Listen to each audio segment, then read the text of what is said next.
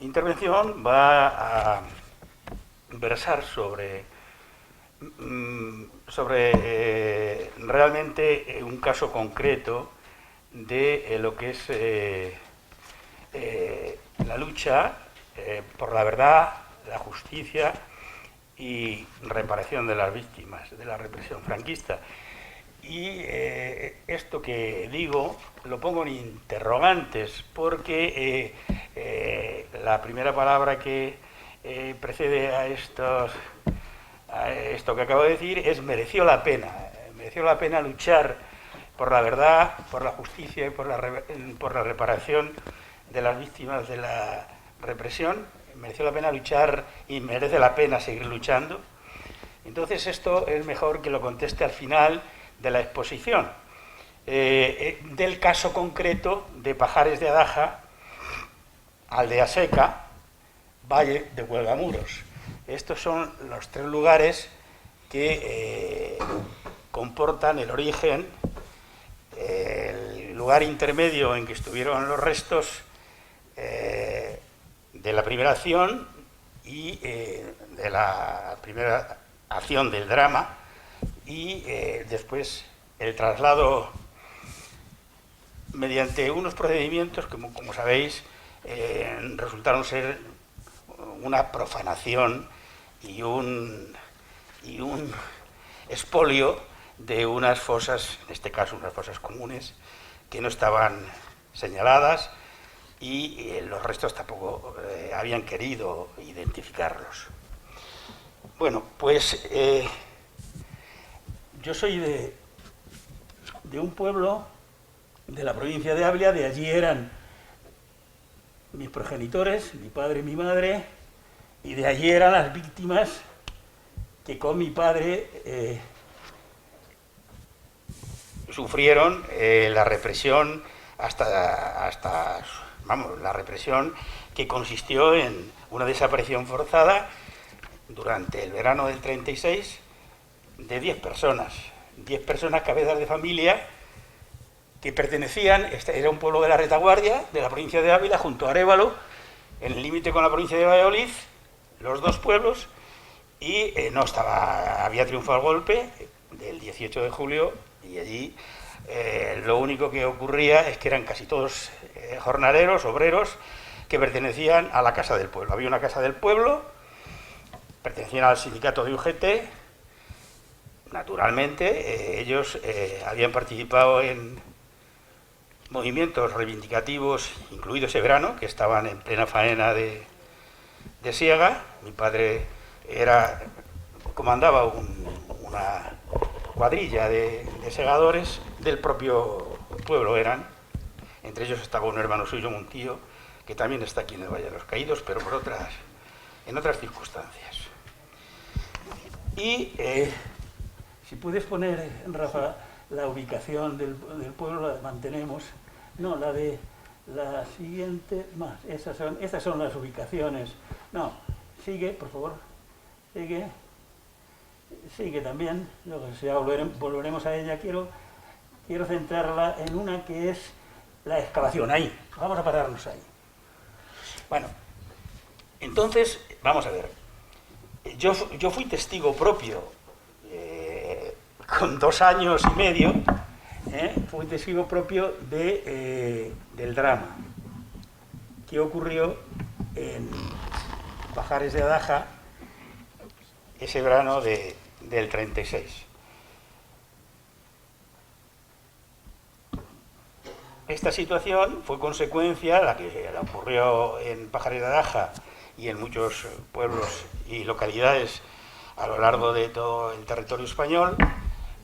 que fue consecuencia del golpe de Estado y de la guerra de España que siguió a dicho golpe de Estado. Me gustaría enmarcar lo que sucedió allí un poco volviendo al comienzo de la República. Desde que se proclamó la Segunda República el 14 de abril de 1931 hasta noviembre del 33 se suceden distintos gobiernos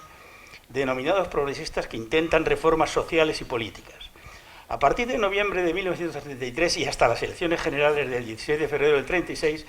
se suceden gobiernos denominados conservadores que tratan de suprimir las reformas emprendidas por los gobiernos anteriores. El triunfo del Frente Popular, que era una coalición de partidos progresistas, en febrero del 36, cambia el signo del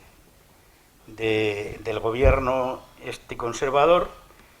del Bienio Negro y, claro, se produce el golpe de Estado del 18 de julio del 36 contra el gobierno legítimo de la República, que es el que provoca la guerra de España, que dura casi 3 años. Entonces, yo voy a relatar de una manera resumida lo que ocurrió en ese pueblo. La madrugada del 20 de agosto de 1936, pues una partida de falangistas, allí ya en ese mes que había transcurrido desde el golpe de Estado hasta el 20 de agosto, ya había habido allí signos evidentes del cambio inmediato del golpe producido por el golpe de Estado. Y es que había una persona que hacía las veces de alcalde, que era el que presidía una comisión gestora que se había nombrado el 16 de febrero del 36. Inmediatamente, el 20 de julio, pues detienen al alcalde, al que hacía las veces de alcalde, al que preside la comisión gestora, y aparte de que presidía también la Casa del Pueblo él, y era un comerciante, tenía una taberna y en medio del pueblo, y lo que hacen es quemar allí en la propia plaza que está junto, pues enfrente de su negocio y de la propia iglesia del pueblo. Allí queman libros, etcétera, etcétera, y documentación de la Casa del Pueblo. Pero se lo llevan preso a Arévalo y después a Ávila. Entonces, este 20 de agosto, que es cuando irrumpe allí una facción o una partida de falangistas que naturalmente eran instrumentos, ¿no? Ellos no conocían lo que pasaba en el pueblo, ni tenían, pero tenían realmente esa misión de ser instrumento de alguien que había elaborado unas listas, las había pasado a la Guardia Civil, al Ejército, y se las iban dando a estos instrumentos, que digo yo de exterminio un poco. Digo un poco porque, en fin, no ocurrió siempre así, pero aquí sí que ocurrió. Entonces, el alcalde, mientras tanto, seguía preso sin juicio y sin nada en Arévalo. Se los llevan a todos los que estaban en la lista para esa noche, que eran 8 personas, encuentran a 7, entre ellos a mi padre, irrumpen en casa, la allanan y se les llevan sin decir para qué. Simplemente le secuestran, se lo llevan a la camioneta que estaba aparcada en el centro del pueblo y ya no volvimos a saber nada de él, pero a la vez se allanaron otras 6 casas, otras 6 domicilios, y se llevaron también a los que estaban en la lista, entre ellos a una mujer que la mujer no pertenecía a la Casa del Pueblo, sí el marido, pero el marido no sabía firmar, y se conoce que es que si había habido algunas firmas o algunas en las reivindicaciones que hacían de mejores condiciones de trabajo, en el salario o lo que fuera, ella firmaba en vez de su marido, y se la llevaron también a ella. Entonces había otra persona en la lista que se escondió en una casa de al lado al saber que estaban haciendo esa racia, y saltó, se escondió en un pajar, pero a la mañana siguiente el dueño fue a por paja y lo vio y lo denunció. Y 2 personas del pueblo, estos ya no eran falangistas de otro sitio, eran falangistas del pueblo, en un coche que tenía uno de ellos, se lo llevaron a esta 8ª persona y ya no volvieron con él. Allí ellos no dijeron que lo hubieran matado ellos, suponemos que se los entregarían a una partida que actuara no lejos de donde habían sido asesinados esa misma madrugada, pero horas después. Esto ya fue amanecido y los primeros 7 personas fueron ya sin luces ninguna, fueron por la noche. Y esto lo tenemos muy bien investigado de toda esta secuencia, porque, en fin, tenemos testimonios de la propia zona que, bueno, pues incluso de un viaje de una persona de al lado que hace un viaje a Arévalo y que vio los cuerpos allí tapados con sacos, porque era de noche, todavía estaba amaneciendo y todavía no los habían trasladado al pozo, los habían matado en una cuneta, los había llevado la camioneta donde los recogieron en el pueblo, se los habían llevado a 25 kilómetros en otro pueblo de Ávila, al lado de Arévalo, se llama Aldeaseca, en una carretera que va de Arévalo a Madrigal, y allí les dejaron, pero luego los trasladaron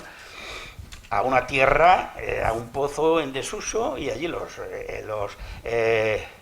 arrojaron, no ellos, porque ellos tenían siempre una táctica que era que un criado, un asalariado, un criado de labor, normalmente agricultor, de un señor que tenía fincabilidad y tenía de criado, pues se mandaba, y normalmente tenía ideas socialistas casi siempre, pues le mandaban, y lo sabemos porque lo hemos investigado, que cogiera el carro y les trasladara donde les decían. Estos fueron a un pozo, ya digo, de una tierra a unos 500 metros, que a partir de ahí se llamó la Tierra de los Muertos.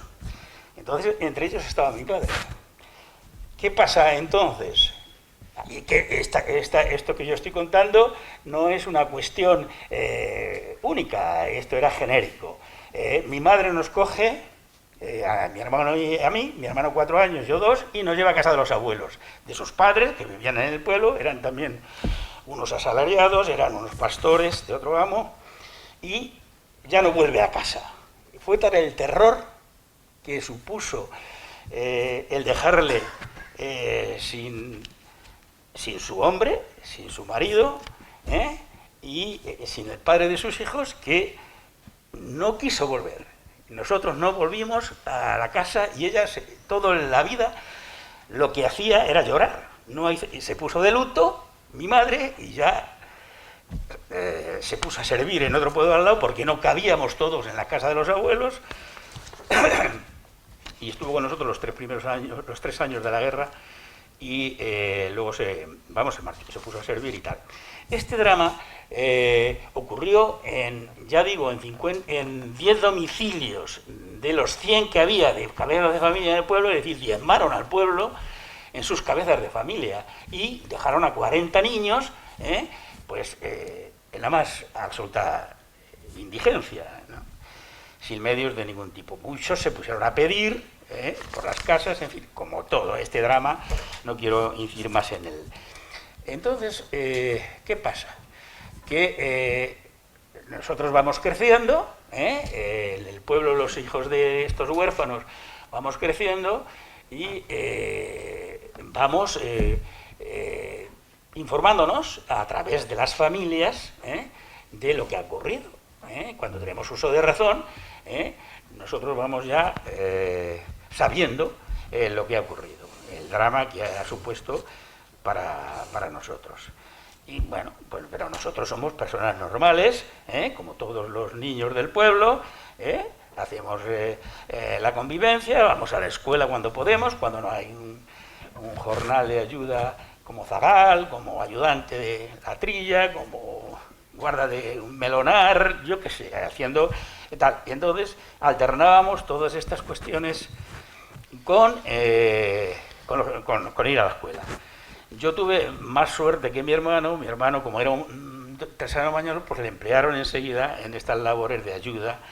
para subvenir ciertos, por lo que era necesario, ganar un poquito más, porque ya sabéis que los sueldos dentro de los criados eran 500 pesetas al año, y bueno, si estabas empleado en una casa que tenía labranza o ganadería, pues sí, había en especia, pues te daban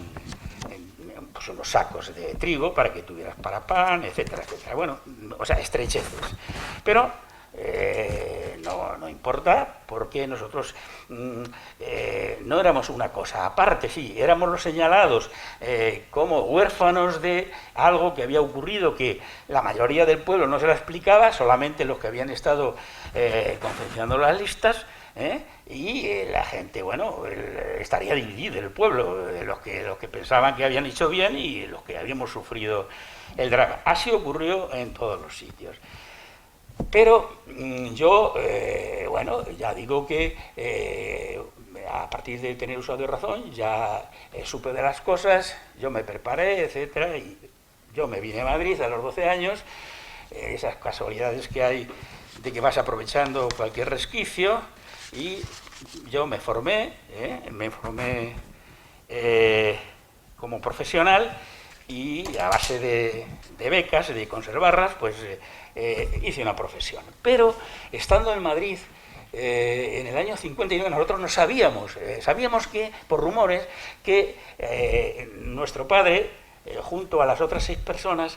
estaban en un pueblo, en el término municipal de un pueblo cercano, Aldeaseca, cerca de Arévalo, pero no sabíamos nada más que eso. No dejaron en estos desapariciones de tipo forzado, en aquel momento no dejaban ninguna documentación, nadie te informaba oficialmente de dónde estaban. Entonces, no sabíamos realmente, pero sí que sabíamos, por rumores, que había sido en esa cuneta, en ese pueblo y tal,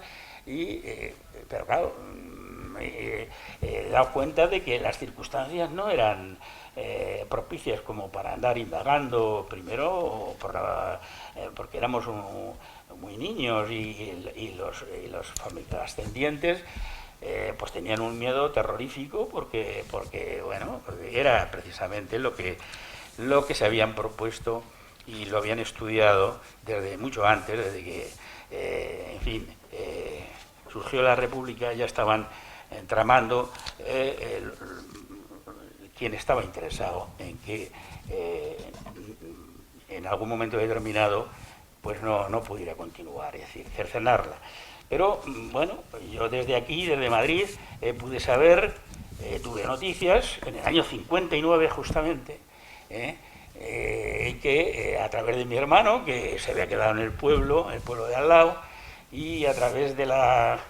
una persona que estaba enterada, que era la hija del secretario de Aldeaseca, pues me llaman y me dicen: oye, que creo que se han llevado los restos que estaban en un pozo, entre ellos el de padre, y se los han llevado al Valle de los Caídos. Entonces, ese fue el rumor, seguía siendo rumor, porque no había nada demostrado y tal. Entonces yo lo que sí que tuve muy presente es que cuando terminara mi profesión, aparte de estar enrolado en movimientos que colaboraban un poco, que luchaban porque la dictadura pues se acortara lo más posible, eso siempre, bueno, cuando tienes una conciencia y cuando tienes unas raíces, pues eso no solamente no lo evitas, sino que lo propicias. Pero entonces lo que yo sí que me propuse, porque claro, tú creces con un vacío, tienes un trauma, y dices, bueno, yo tengo que hacer algo aquí, yo la identidad de mi padre, o mi padre, yo tengo que saber algo de él, aparte de lo que te cuentan las familias, que era un hombre recto, que era muy serio, que era muy trabajador, que cuando no había en el pueblo un jornal se iba a la vía, el metro de Madrid, es decir, lo que hacían todos los jornaleros. A base de esa imagen, pues uno procura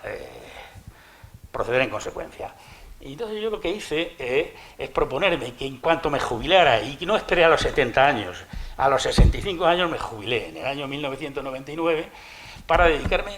completamente a este tema de reivindicar la memoria de mi padre y de todas las víctimas de ese pueblo, porque la verdad es que siempre hemos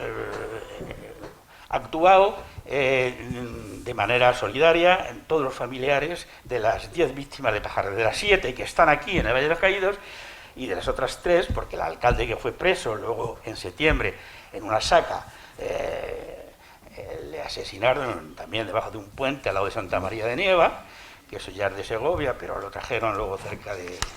otro pueblo de Ávila, y este que se había huido esa misma madrugada, no, se había escondido, pero no le había leído de nada porque se lo habían llevado, pues también esa misma noche lo asesinaron. Ese ya era él, con el alcalde y con estos otros 7, ya eran los 9, pero faltaba uno que estaba en la lista también y se había descolgado y se había huido por las cumbres de la Baja y tal, pero vuelve en septiembre, le denuncian y también le matan en septiembre con otra saca que viene de San Chidrián y se lo llevan, y en otro pueblo muy cerca también de Eldeaseca. Es decir, en la misma carretera hay 3 víctimas que no hemos podido localizarlas. Hemos intentado, pero no hemos acabado, porque si ahora hay alguna posibilidad, no solo de ponerla en el censo, a esas 3 fosas que no hemos localizado, sino de documentarlas e investigar un poco más. Nosotros hemos investigado lo que hemos podido, pero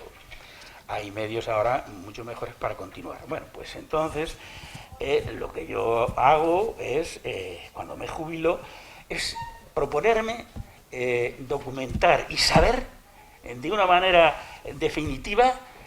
dónde estaban los restos y qué había pasado con los restos de esas 7 personas de Eldeaseca. No lo hago yo solo, yo hago solo las entrevistas. Me asocio con alcaldes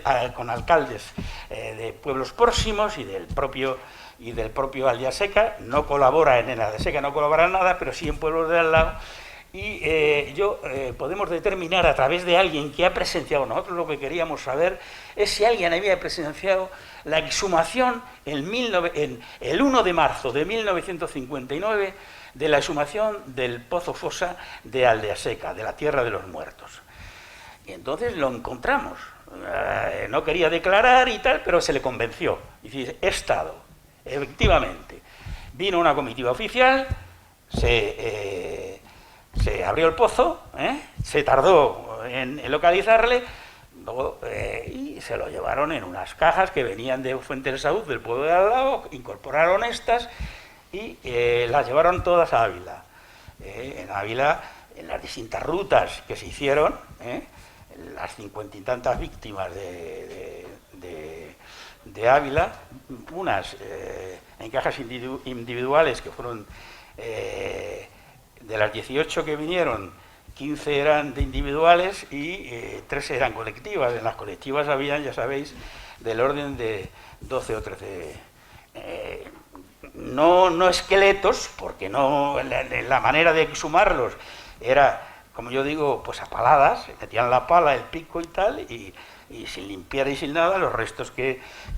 encontraban, tal. Estos consideraron que se había agotado el yacimiento y nosotros suponíamos que eso, al no hacer una exhumación científica, pues posiblemente había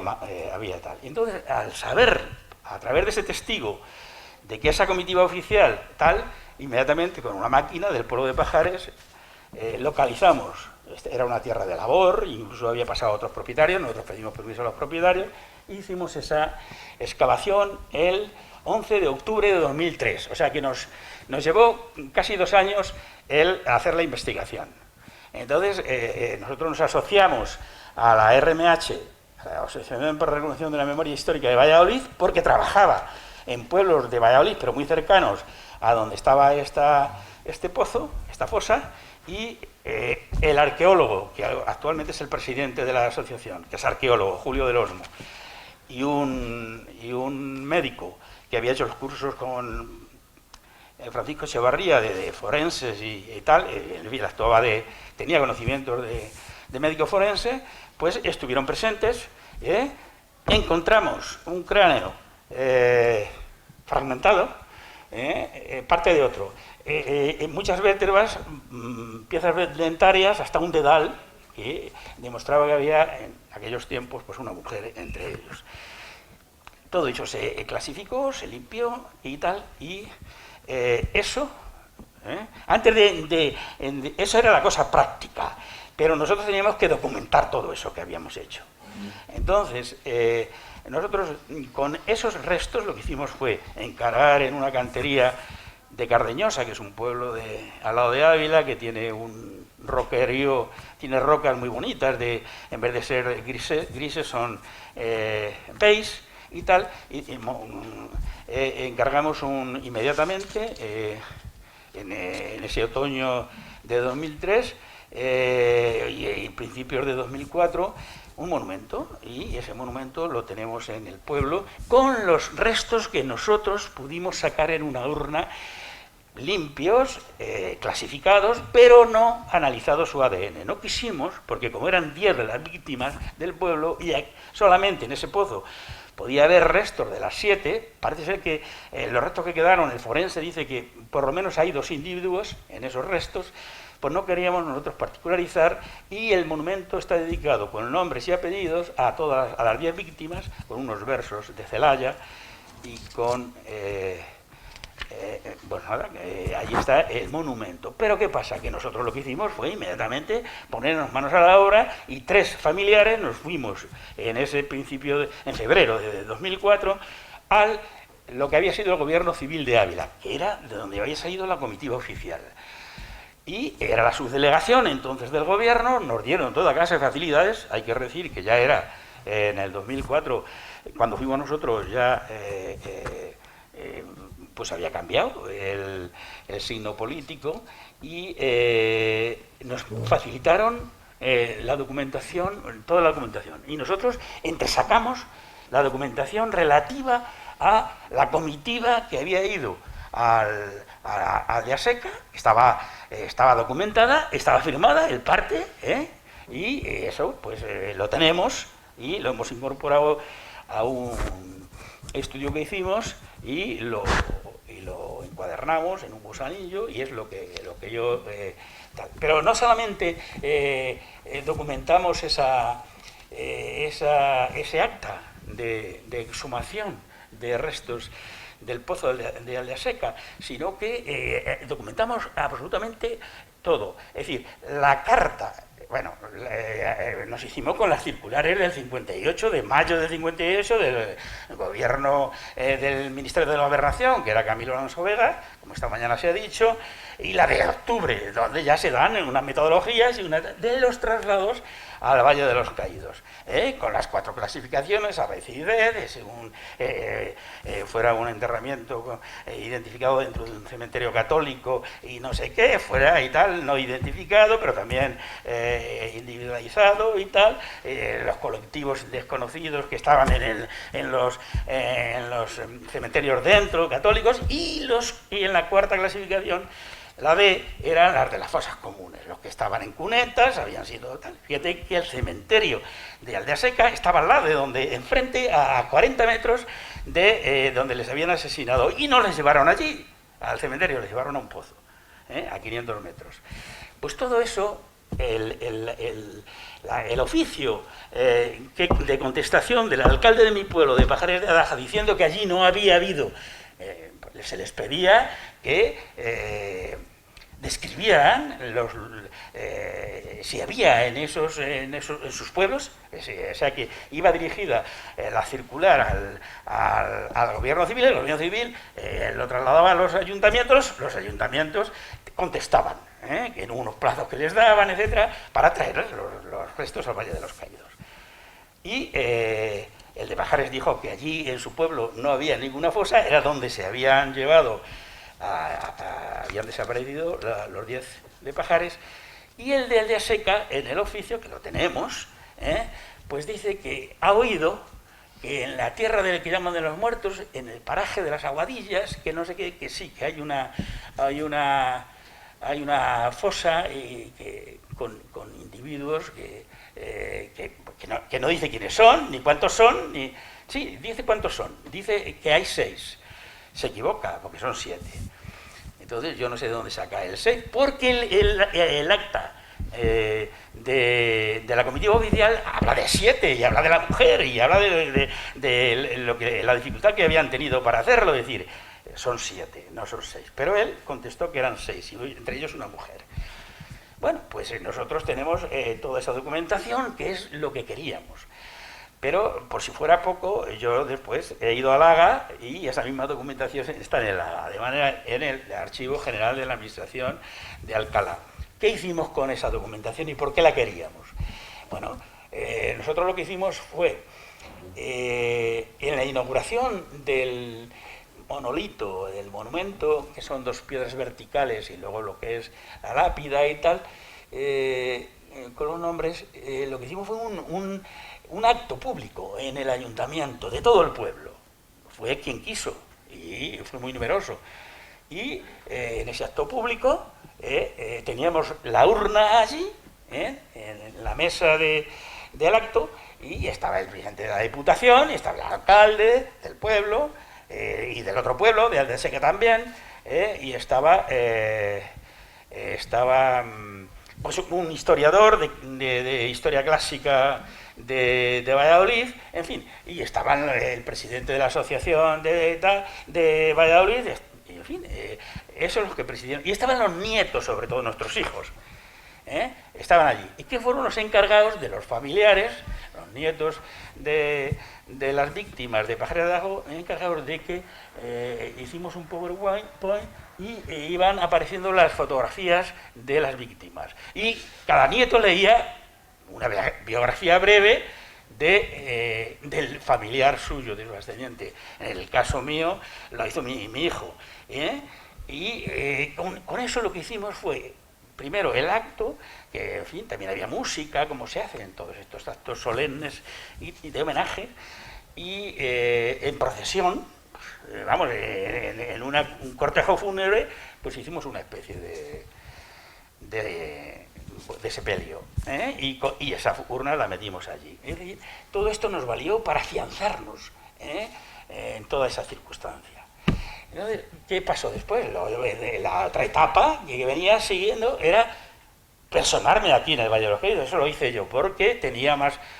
tiempo, ya digo que me había jubilado, y yo, con toda la documentación, primero yo me entrevisté con el delegado de patrimonio aquí y le dije que tenía todo eso y que estaban aquí, que tenía la seguridad de que habían venido porque tenía toda la documentación de que estaban aquí. Y ¿qué tenía que hacer yo? Pues para que me dejaran el sitio, el lugar exacto de donde estaba.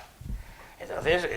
escribo una carta y tal, y diríjase y pregunte. Eso fue en 2004 también. Eso ya lo hice lo hicimos en el 4. Contestaron que sí, que estaba en el primer nivel luego no es el primer nivel, como ya diré, es la cámara 0, lo que sería el nivel 0 de la cámara de la cripta del sepulcro. Y eso lo contestaron y tengo el oficio que forma parte de ese cuadernillo que os digo que documenta todo este tema del Valle de los Caídos. Y me dijeron, entonces yo, teniendo ese oficio ya contestado, me vine físicamente. Me entrevisté con el jefe de negociado, que creo que es el mismo ahora. Eso te digo que fue en el 2004. Y yo saqué los libros que ellos tienen, que son los mismos que tiene en la biblioteca los benedictinos, tiene patrimonio, su libro de registro allí. Yo saqué los números de orden de los de Pajares, que habían venido, no de Pajares era de donde eran naturales, de Aldeseca. Y ahí venía de dónde procedía esa caja, el número de la caja 198, y ya con eso, y dijo, oye, ¿no me podéis acompañar? Y dice, no, nosotros no podemos porque no sabemos nada, esto es una cuestión administrativa y tal. Digo, ¿puedo ir yo? Y sí, yo me vine aquí a la Basílica, digo, a ver si cojo ahí al prior, porque me dijeron que daba misa a las 11, y vine, y llegué un poco tarde y estaba solamente un benedictino hablando al pie del altar mayor con una feligresa o una persona, y cuando terminó me presenté y digo, mire, vengo del jefe de negociado de ahí, tengo todo esto, mi padre está aquí, usted no me puede acompañar al primer piso, al rellano, que dice que están ahí, luego no es ahí, es abajo, a nivel de la basílica, a nivel del suelo de la basílica. Dice, no. Yo le conté mi historia, él me contó la suya, que me contó la suya, que también tuvo, era hijo de un lechero, vendía leche en el convento de la Encarnación y estaba en la lista, y le habían represaliado la retaguardia republicana, le habían cogido preso, me dijo, y será verdad, yo no tengo por qué dudar, y le habían sacado nuevamente, en fin, tenía cierta influencia, pero al final se lo cargaron. Y luego dice, además, tengo una hermana que en los bombardeos nacionalistas de Madrid y una niña de 5 años pues la habían matado. Esa historia me la contó ella. No sé si en ese momento era Anselmo Álvarez Gómez, que era un benedictino que llevaba aquí desde el año 58, es decir, que era el que asistió a todos los enterramientos que venían trasladados de todas las provincias. Y ya, pues me dijo, sí, venga, vamos, le pidió las llaves y por la puertecita que da la escalera principal, que pone caídos por Dios y por España, abrió la puerta y nosotros nos pusimos en el rellano. Esa fue mi visita primera ahí. Luego hubo otra visita, este lugar que me perdonen los de San Lorenzo del Escorial, es precioso, y he venido mucho al Escorial, pero al Valle de los Caídos no quería venir ni en pintura, porque era tal el trauma que había, que esto lo has visto siempre como una cuestión, pues yo he dicho muchas veces, va de retro, a mí eso no me ilusionaba, pero para obligaciones que yo me impuse, y que nosotros nos impusimos, el grupo de pajares, yo tenía que estar atento y Alejandro Torrús, su antecesor Diego Barcala, es testigo, yo tenía necesidad de, a veces, de venir. Por ejemplo, cuando hicieron en 2010, el 8 y el 9 de septiembre de 2010, pues dos forenses del Ministerio de Justicia, Andrés Vedate y Antonio Alonso, que ahora es el jefe de laboratorios de toxicología y tal, una gran persona y un gran científico, vinieron y les habían encargado la vicepresidenta en aquel momento, Teresa Fernández de la Vega, pues un informe de cómo estaban en base a la presión que hacíamos del movimiento memorialista, porque yo no solamente pertenecía a esa asociación, pertenezco a Aranzadi, pertenezco a Memoria y Libertad, he pertenecido a la RMH de Silva, es decir, que estábamos en el movimiento memorialista, entonces nosotros teníamos que estar, como dijéramos, en la brecha. Y nos permitieron, después de mucha presión, y además está aquí García de Andoín, que estaba plenamente, fue una persona que nos facilitó pues el diálogo en época de Jauregui maravillosamente, y además muy competente. Y no es porque está aquí, que yo no sé si está en este momento, esta mañana estaba. La cuestión es que yo vine, hicieron unas catas en cada una de las criptas, de los niveles de las criptas, y por ahí incluso accedieron, no sé si en todas, pero de luego yo estaba atento a la nuestra y estaba a las dos, a la que teníamos de Pajares, de la caja 198, pero es que yo tengo también que las trajeron el día 30 de diciembre del año 1968, trajeron 3.000 restos y desmontaron el hospital el cementerio militar de Grillón, que había habido un hospital de sangre, y mi tío, el que estaba segando con mi padre en el verano del 36, le movilizaron desde Salamanca, que se había ido, y donde tenía hermanas allí sirviendo, y murió en el frente de Madrid, murió el 7 de enero cayó por fuego enemigo en el frente de batalla, y está en la cripta de África, también en el primer nivel, según los certificados, que luego han resultado ser, después de los estudios que ha hecho Torroja, que son los niveles 0, a nivel de basílica. Bueno, pues entraron, por ejemplo, en esta concretamente, entraron delante de mí, porque yo estuve los 2 días, no solamente estaba yo, estaban los familiares de los hermanos La Peña, de Calatayud, y en fin, un núcleo de familiares de allí, de Calatayud. y de algunos sitios de Asturias también había otra persona y tal, y a todos estábamos aquí. Pero ellos estuvieron el primer día solo porque les dijeron que no se podía penetrar donde se suponía que estaban ellos porque había hormigón, etcétera, y no sé qué. Yo me quedé los 2 días. Incluso estuve presenciando lo de África, lo otro no lo presencié porque pues no llegué en el momento oportuno o no era procedente el dejarme y tal. La cuestión es que yo no vi entrar en la cata que habían hecho donde está la caja 198, donde ellos suponían que estaba la caja 98, pero sí en la de la Crista África. Y ellos entraron en mi presencia en el primer nivel, es decir, ellos salvaron lo que es el retablo con su altar y hicieron la cata allí, y además la vi cerrar, vi que estaban dentro y estaba allí el padre Anselmo, que bueno, al final lo que hizo es invitarnos a rezar un Padre Nuestro, porque además luego una vez que entran, salen, aquello se tapia, se pone las rasillas que han quitado, lo pintan y ponen la fecha de que han abierto y tal, pues todo eso lo presencia.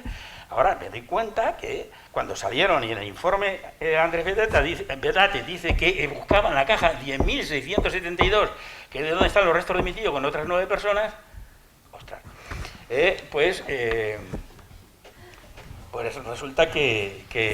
yo no lo sé, yo no hablo con él, pero no ha entrado en ese sitio donde estaba. No digo yo, lo que sí que salió diciendo es que estaban enteras las cajas, pero que no habían visto el letrero ninguno. Es decir, que allí deben estar bastante bien las cajas. Fueron 10 años después, cuando se trajeron aquí, o por lo que sea, deben estar mejor. Tal. Bueno, pues esto es lo que yo hice. Pero, naturalmente, con estos datos, lo primero que hicimos, la ley 52 de 2007, al no prever un articulado que facilitase ese entrar y ese intento que se va a hacer ahora, de buscar a ver si se encuentra lo que se pide, pues hicimos la denuncia. Al no ver eso, hicimos una demanda y una denuncia en el juzgado número 5, que se unió a todas las que venían haciéndose ya un año antes, en el 2006 y tal. Al final, pues ya primero dudó en hacerse cargo de él, Garzón se hizo cargo en el 2008 con su auto del 16 de octubre, incluso el 29 de octubre, puesto que ya había contemplado lo que nosotros pedíamos, hay una providencia del 29 de octubre del juzgado número 5 que la firma Santiago Pedraz, porque no estaba Garzón, estaba ausente por lo que sea, por enfermedad o lo que sea, una providencia que nos permitía a los de Pajares sacar esos restos bajo las condiciones y la dirección de la juez correspondiente de San Lorenzo de la Escorial. Porque ya lo había... eso fue el 29. El 29 de octubre, pero es que luego en noviembre, ya después de todo, en fin, de celebrarse los plenos en la audiencia y quitarle la competencia y él pasarla a los territoriales, todo ha pasado aquí a San Lorenzo de la Escorial. Aquí vine con esa denuncia, la hicimos aquí en el tal, la denuncia nuestra de aquí, del juzgado número 2 de San Lorenzo de la Escorial, el juzgado de lo penal, dijo que no era competencia suya, que se lo devolvió a Garzón con otro juzgado de Granada. Garzón presenta una cuestión de competencia al tribunal y la resuelve en marzo, como sabemos todos, en febrero. La cuestión de competencia la resuelve en marzo con un auto el Tribunal Supremo, que es donde dice que sí, que tienen competencia, pero que no se puede hacer nada. Es decir, es otro que con la ley de amnistía y con otra serie de cuestiones, pues te lo van archivando sucesivamente. Fui a Europa, pues lo mismo, allí por una circunstancia de precedentes, de otra denuncia que había de Gutiérrez Dorado, de un diputado que venía a incorporarse aquí a Madrid y en el tren tal, no sabe, el nieto no sabía que es peluquero en Sevilla, hizo una denuncia anterior, también se había archivado, mutatis mutandi, lo que de ese señor, ¿no? Hay, también en Europa. Eso me lo hizo RIS, la Right International, que es una ONG, Spain, y ahí estamos, llegamos con esas luchas. También me entrevistó telemáticamente la jueza Servini, porque también se denunció en en Argentina y llegó también un exhorto aquí al juzgado para que hiciéramos, bajo la dirección de Aranzadi, hiciéramos ese intento, te estoy hablando del año 2016. Pero también la jueza dijo que no había nada que hacer, lo archiva, detrás, dando unas razones, en este caso muy débiles, y ahí están, las débiles, que las sé yo y no las quiero ahora exponer aquí, pues sería muy largo y tal. Y entonces estamos entonces en la situación casi actual, porque en virtud, como sabe todo el mundo, de lo que es la resolución del juez no de lo penal, sino el juez de lo civil, de jurisdicción, y por un expediente de jurisdicción ordinaria, y en virtud de un articulado que permite una sepultura digna y tal, pues accede a lo que le piden los familiares de los hermanos La Peña. En virtud de eso, inmediatamente los de Pajares, que estamos en el mismo caso, recurrimos vamos, lo solicitamos de patrimonio me da la razón para mi tío, porque dice que tiene nombre y apellidos, pero que los otros, como no tienen el nombre, tal. Hacemos el recurso de alzada y Presidencia pues dice, no tiene razón, usted va por la ley de procedimiento administrativo, usted quiere algo parecido a algo, una situación similar a la de tal, pues me dio la razón. Y entonces estamos entre los 60 restos que se han solicitado y se han aprobado, y es la labor que ahora estamos pendientes y está todo preparado desde el punto de vista arquitectónico y desde el punto de vista forense sobre todo, que es quien va a dirigir la operación, y estamos en la espera de recuperar los restos para llevarlos a ese monumento que tenemos en el pueblo de tal. Sí, aparecen y están en condiciones de... nos han hecho las pruebas, nos han sacado las pruebas para determinar el ADN en los laboratorios de toxicología, Antonio Alonso y tal, y ahí estamos a la espera. Este es mi relato. Entonces, como no quiero acabar diciendo que si ha merecido la pena la lucha, digo que sí. Contesto afirmativamente, ha merecido la pena y sigue mereciendo la pena, aunque realmente no se logren restituir esos restos porque hay imposibilidad material y científica. Pero si la hay, pues nosotros encantados los llevaremos a nuestro pueblo y haremos un nuevo homenaje, si cabe, ya con la incorporación de todo el ámbito y el universo de la memoria. Y esta es mi exposición. Si alguna pregunta hay cuando proceda.